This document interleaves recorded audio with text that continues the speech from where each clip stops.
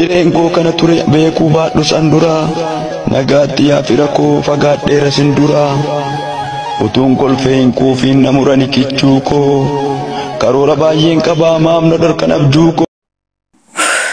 Waan onni nama cabsu waan laphee nama kutu waan keessa nama bobeessudha. Ba'anii alattafuu jalaa isinaa baasu obboloota koo biyya ormaa keessa jirtan viidiyoo kana argitanitti obboleetti kichuu kana kan nyaatteen quufne kan fiigdee bakka garaa hin geenye obboleetti kichuu kana karaatti dhabnee jirra. Egaa ka obboloota koo bakka jirtanitti waaqayyoon isinis immoo of eeggannoo guddaa godha. Of eeggannoo guddaa isin gochuu qabdan. Mana daa'ima eegdan keessa yoo jiraattan bakka daa'imti jirtutti of eeggannoo cimaa godha.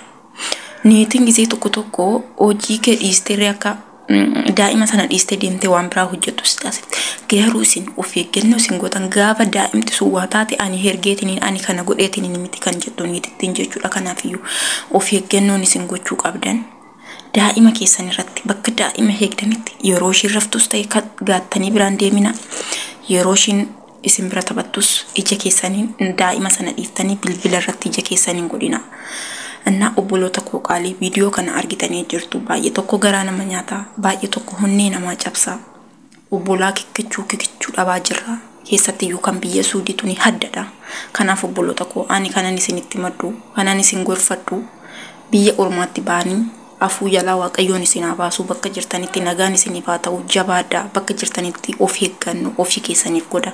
Imbaasii maaliin wanti nuuf dhaabbate takkarree hin jiru rabbiin qofa yoo ta'e malee jechuudha. Kana of eeggannoo guddaa godha adaraa keessan. Nagaa caaluu isiniif haa ta'u obboloota koo qaalii. Egaa ka har'a oduu gaddaa isinitti hima. Oduu gaddaa baay'ee tokko honnee nama cabsu obboleettiin keenya biyya Suudii keessatti lubbuun ishee haala hin taaneen lubbuun ishee nurraa hadda bahee jira. Obboleetti kanaaf waaqayyoon jannata bakka qulqulloota ishee haa dhaabu. Egaa ka obboloota koo waan kanarraa waa baay'ee hubattan. Obboleettiin tun dhuguma daa'imti madaamii harkatti goddaamtee lubbuu ishee qaalii dhabdeemu waan biraatu duuba jira. Anaaf ifa kan taaneen jechuudha. Egaa ka obboloota keenya in hojjannaa nama taanaa buruu warra keenyaaf taanaa jennee biyyaa baana gaafa biyyaa baanu. Garuu akkasitti karaatti hafna kuno waaqayyoon waan akkasii jalaa isin haa oolchu. Waan akkasii balaa akkasii jalaa waaqayyoon nagaan biyya keessanitti isin haa galchu. Balaa akkasii jalaa isin haa oolchu. Kanaafuu obboloota koo qaalii. Balaa mucayyoon kun itti lubbuu ishee qaalii dhabdee akka oolatti basmaam jettee bismillaa jedhamtee qalamteef balaa daa'imaatiin jedha kaan immoo balaa maallaqa ishee dhoowwatanii balaa maallaqaatiin jedha. Waan hundaafiyyuu kana hunda kan beeku rabbii tokkicha. Garuu ijoolleen keenya mana namaa keessa jirtan gwaada namaa keessa jirtan ijoollee namaa heega jirtan adaraa guddaan isinitti haa ta'u. Bilbilli maatiin bilbilee obboleessi bilbilee fireendiin bilbilee abbaan manaa kee bilbilee maatiin ijoollee si bira kaanii deemu taanan ijoollee bira jirtu sana xiniqqaaqeedhaan heeggadha. Anuma dabalatee jechuudha. Adara lubbuu keessan qaalii lubbuu keenya qaalii biyya ormaatti dhabaa jirra. Balaa silkiitiin faa keessattiyyuu baay'ee tokko rakkisaadha.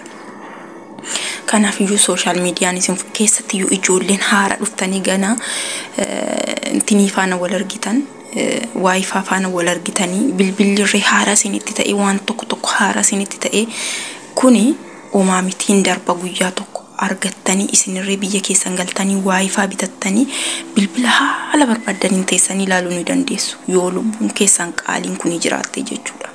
Kanaafiyyuu obboloota koo qaalii kanan isin gorfadhu arras borus irra deddeebiidhaan kanan isinitti himu lubbuu keessan qaalii waanuma darbu jettanii hin dabarsinaa. Dabarsitanii jinniitti seexanatti of hin kenninaa.